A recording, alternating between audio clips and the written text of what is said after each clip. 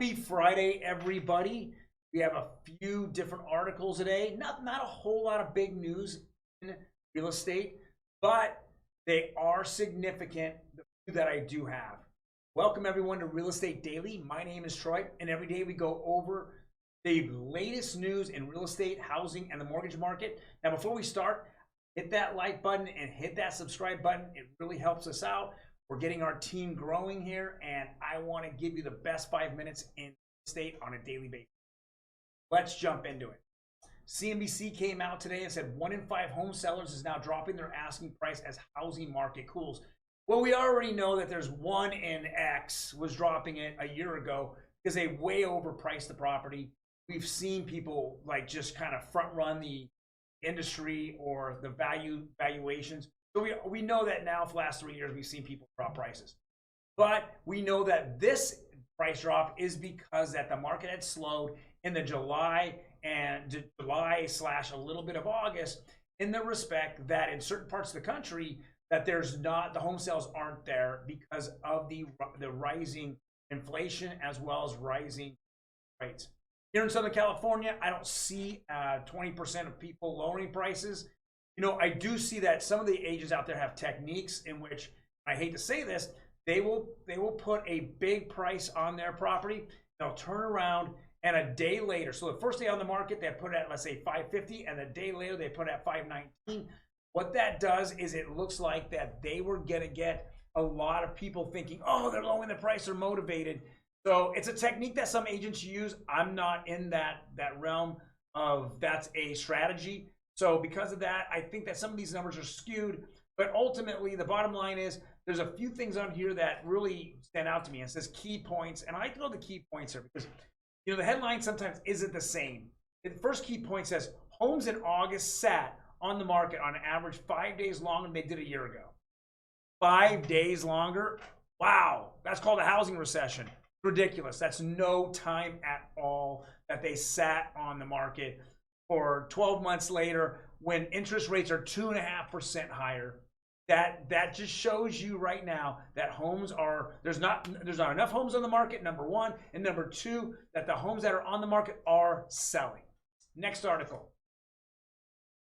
This is from Redfin, and you know, Redfin, before I jump into it, Redfin is a company in which they have a website, and they do a lot of, you know, they show a lot of properties on their site, and how they get business is they have buyers that show up and like the properties that are on there, and then they utilize their agents to try to sell that property. So Redfin isn't here to be a information booth of showing properties. What is Redfin here is for sales and sales only, and so the reel in the fish, they throw the bait out there, which are the homes themselves. So here's the article. There's going to be plenty of online real estate touring, but not as many sales, says Redfin CEO. Well, it could go 2 ways. Number one, it's a bunch of looky-loos that are online. I get it. But more importantly, you know, as this narrative of agents are going to disappear in the future, until we have something, you know, that's really set up more in a virtual reality setting and that's more realistic. Right now, I compare Redfin and Zillow and Realtor.com to the dating sites. What are some of the dating sites? Plenty of Fish, Tinder, you know, Christian Mingle, you know, and there's, I'm sure there's plenty of more out there, you know. And why do I do that? Well, guess what? If you're dating or you're looking for a home, it's the same exact. It can be very similar. They're gonna show you their best part. It's a resume. If you're on a dating site, you're looking at resumes, right? When I receive resumes, I'm not gonna receive something saying, you know, has a tendency of being late, has a tendency of not showing up sometimes at all, or returning texts within, you know, a timely manner. On homes, same exact thing. I'm not gonna tell you that the roof needs work, or that there's a leak in the pipe 3 times in the last year, and that the plumbing underneath the house, the copper piping, is so thin that now, after years later, they use such cheap, the builder used such cheap copper piping that there's leaks everywhere. You're never going to hear any of that stuff, right? You're never going to hear that these 3 outlets don't work, you know, because I didn't want to spend the money on the electrician because it cost me $500. That's exactly what we're doing here as well.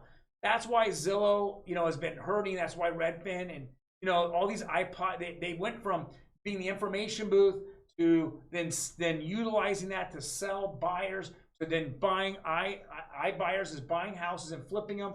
It's all been a disaster for them, and now they're just going back to basics, where if they can cut the real estate agent out, they can make a lot more money. It's just another way of trying to figure that out. So Redfin or whoever's out there, it's the same thing. Until we can get past the whole dating app where the girl or the guy is all hot up and it's 5-year-old picture of when after they got their divorce and they were all motivated to get to get that yoke on, or to lose that weight, it's just not going to be the same, because exactly what article. All right, let's file this under. I need to be responsible for buying a house myself. Okay, a woman who bought a $19 million penthouse in New York City is suing a real estate agency after she says they tricked her into thinking the building had a full-time doorman. Fuck, that is third world problems. Okay, my lord. Let's back this up. Okay, so anywhere you go, you're gonna have a set of disclosures. I agree. Some agents are lazy. They get disclosures. They just push them through the buyer. They never look at them. The only way that you can get around that is if your agent in writing told you that there was a full-time doorman. Otherwise, if there's an HOA, and I can almost say there's an HOA here, homeowners association, they have a set of rules and regulations. In that rules and regulations, it tells you how much you're paying and what are the rules and regulations of that complex, including hours in which a doorman's there. Is it 24 hours? Is it 12? Whatever. Now, if you're buying a $19 million piece of property on a penthouse, you should have a lawyer, right? There should be a lawyer involved. If that lawyer's involved, you should have a specific set of questions for him that pertain to you buying this property and you living in this property and to be comfortable in this property.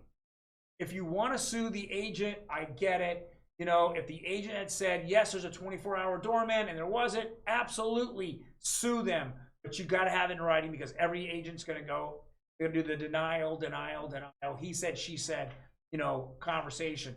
So at the end of the day, all the contracts here in the state of California, they're disclosures. Those disclosures, you want to read through them. And if you have any questions, definitely get together with your agent and sign, and go over your issues that you have with them.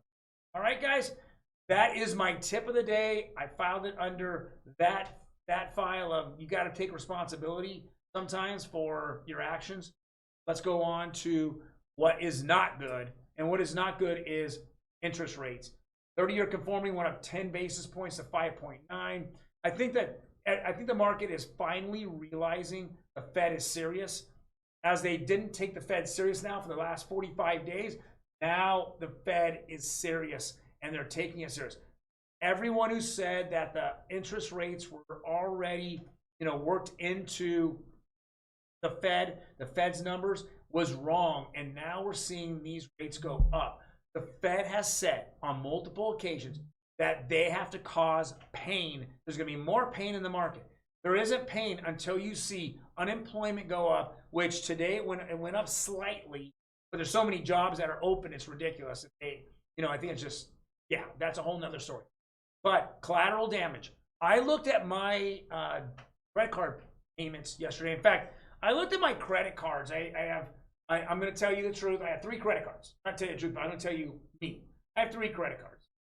And I went through them yesterday, and on their online applications. Now, I didn't realize that in those online apps, there's a lot of discount coupons in there, which I didn't realize. I mean, I had 20% off of Home Depot.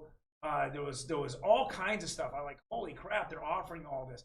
Then you have all these rewards, like travel rewards and other rewards that their website. But in all that mess, if you look it up, it'll tell you what interest rate. There's the interest rates are broken up in 2 different ways. One is the interest rates in which you're purchasing off of your credit card. The other ones is cash advances. And they're 2 separate interest rates. I noticed that all 3 of my credit cards We're talking about major banks as well as Capital One. They all had 25% or higher interest rates on simply purchases. On cash advances, they were beyond 30%. People, you cannot get in debt unless you have to. And please pay it off. You're paying 25% of your balance on an annual basis minimum. And if the Fed keeps raising rates, it'll go higher to 30% to 35%. And then you're going to be, you're going to be working part of your job just to pay the interest off of these credit cards and interest off of anything that you borrow. Please, we're not here to be, and I hate to use this word, slave of the system. That's what the government is turning us into, slaves of their system. All right. Well, thank you very much for joining me today. Please leave any comments down below. I really would appreciate it. If you have a different opinion than me, I'm more than happy to listen to you as well. Give me something intelligent, not that I suck. I mean, I can get that from anyone out there, and I can get anyone telling me that I'm great as well. But I want to hear a compelling argument, just like you want to hear my compelling argument. You guys take care and have a fantastic weekend. Please check me out on my opinion piece tomorrow. I'm going to go over the word free as it pertains to real estate and the mindset of America as our government is now making us more reliant on them and taking our freedoms away from me. How does that pertain to real estate? Check us out tomorrow. You guys take care.